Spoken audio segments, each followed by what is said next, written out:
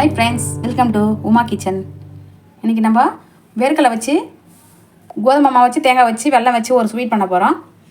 அதுக்கு தேவையான பொருள்: 1 கப் வேர்க்கடலை, 1 கப் கோதுமை மாவு, 1 கப் தேங்காய், 1/4 கப் நெய், 1 கப் வெல்லம் எடுத்து வச்சுருக்கேன், 1 ஸ்பூன் ஏலக்காய் பொடி எடுத்து வச்சுருக்கேன். இப்போ எப்படி செய்யுதுன்னு பார்க்கலாம். இப்போ இந்த வேர்க்கடலையை சேர்த்துக்கிறேன். வேர்க்கடலையை நம்ம வறுத்துட்டு நம்ம தோலோட தான் சேர்த்து அரைக்க போகிறோம். இப்போ லேசாக வறுத்துக்கிறேன் வேர்க்கடலையை.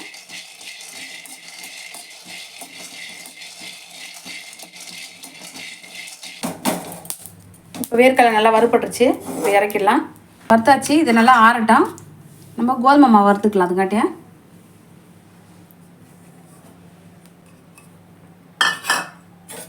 கோதுமை மாவு நல்லா வாசனை வர வரைக்கும் நம்ம வறுத்துட்டு எடுத்து ஆற வைக்கலாம். கோதுமை மாவு நல்லா வறுபட்டுருச்சு. இப்போ இறக்கிடலாம். ஸ்டவ் ஆஃப் பண்ணிக்கிறேன்.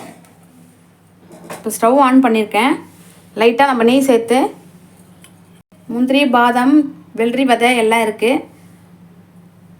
நம்ம வறுத்து வச்சுக்கிட்டு அப்புறமேட்டு நம்ம மாவு பிசையலாம், மாவு அரைக்கலாம். இப்போ இதில் சேர்க்குறேன்.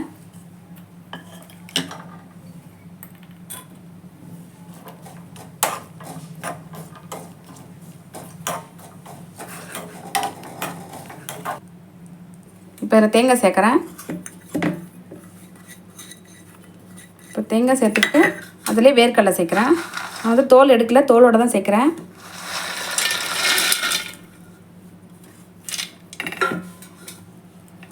முதல்ல லேசாக அரைச்சிட்டு அப்புறம் தண்ணி ஊற்றி அரைச்சிக்கலாம். லேசாக கொஞ்சம் அரைச்சி எடுத்துகிட்டு ஒரு நொய் மாதிரி அரைச்சி எடுத்துக்கிட்டு இப்போ மறுபடியும் வெதுவெதுப்பான தண்ணியில் லேசாக அப்படி ஊற்றிட்டு இப்போ மறுபடியும் நைஸாக நம்ம பேஸ்ட் மாதிரி அரைக்கணும். எந்த திப்பியும் இல்லாமல் ரொம்ப சாஃப்டாக அரைச்சாதான் ஸ்வீட்டுக்கு ரொம்ப நல்லாயிருக்கும். ஆனால் நான் ரொம்ப சாஃப்டாக அரைக்கிறேன். திரியாக இருக்கக்கூடாது.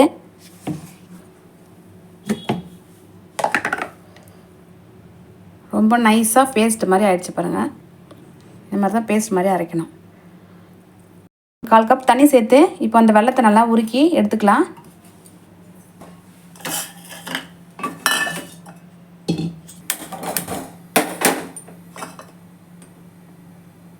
இப்போ இதில் ஒரு 1/4 கப் தண்ணி ஊற்றி வச்சுருக்கேன். அது சூடு ஏறினதுக்கப்புறம் நம்ம வெல்லத்தை எடுத்து சேர்த்துடலாம். அதில் இப்போ வெல்லம்லாம் கரைஞ்சிருச்சு. இப்போ தண்ணி கீழே இறக்கி வச்சிடலாம்.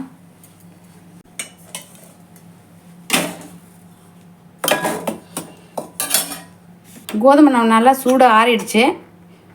இப்போ இந்த அரைச்சி வச்ச பேஸ்ட்டை நம்ம அதிலே சேர்த்துக்கலாம்.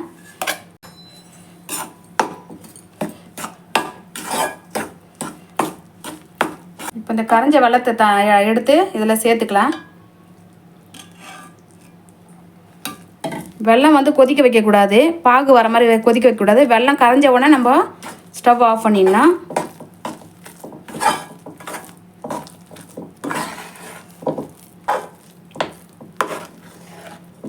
திரியாக இல்லாமல் மாவை நல்லா கிளறி விட்டு தான் நம்ம அடுப்புலேயே வைக்கணும். ஸ்டவ் ஆஃப் பண்ணிவிட்டு தான் நம்ம இதை போட்டு எல்லாத்தையும் சேர்த்து கிளறிட்டு அப்புறமேட்டு தான் நம்ம அடுப்பில் வைக்கணும். சிம்மில் வச்சுட்டு தான் கிளறணும். அது கூட ஃபாஸ்ட்டாக வைக்கக்கூடாது, அடி பிடிச்சிடும். நல்லா கிளறியாச்சு. இப்போ ஸ்டவ் ஆன் பண்ணிக்கிறேன். ஸ்டவ் சிம்மில் வச்சுட்டு கொஞ்சம் கொஞ்சமாக நெய் சேர்த்து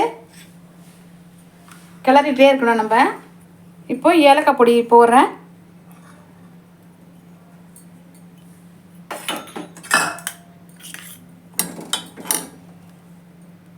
இப்போ இதில் நெய் சேர்க்குறேன். சிம்மில் வச்சுட்டு நம்ம கிளறி விட்டுக்கிட்டே இருக்கணும், அடி பிடிக்காமல்.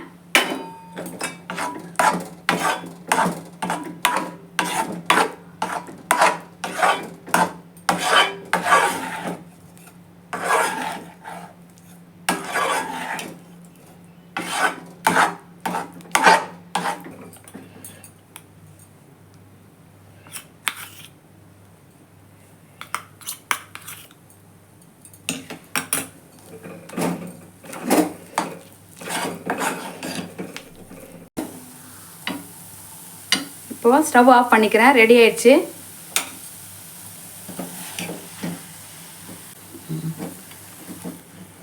இந்த மாதிரி நம்ம கிளறி விட்டுக்கிட்டே இருக்கணும். அடி மட்டும் பிடிக்கக்கூடாது. அடி பிடிக்காமல் இந்த மாதிரி கிளறி விட்டுக்கிட்டே இருக்கும்போது நல்லா திரண்டு வரணும். இது அப்போ தான் வந்து அது வெந்த மாதிரி அந்த வெந்த ஸ்டேஜுக்கு வந்தால் தான் இந்த மாதிரி திரண்டு வரும். இல்லைன்னா அப்படியே ஒட்டிடும். நம்ம கிளறிங்கன்னே இருக்கணும். நல்லா கிளறி விட்டால் இந்த மாதிரி அடி பிடிக்காமல் வரணும். இப்போ ரெடி ஆகிடுச்சு பாருங்கள். இப்போ இறக்கி வச்சுக்கலாம். இப்போ இதில் நட்ஸ் எல்லாம் சேர்த்துக்கலாம்.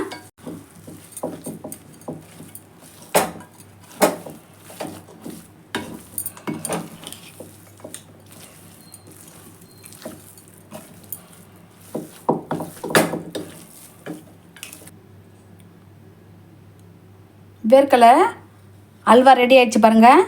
இது வேர்க்கடலை ஸ்வீட்டுன்னு சொல்லலாம், வேர்க்கடலை அல்வான்னு சொல்லலாம், நம்ம விருப்பம் போல் சொல்லிக்கலாம்.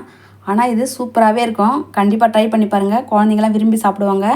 மறக்காமல் சப்ஸ்கிரைப் பண்ணுங்கள், லைக் போடுங்க, ஷேர் பண்ணுங்கள்.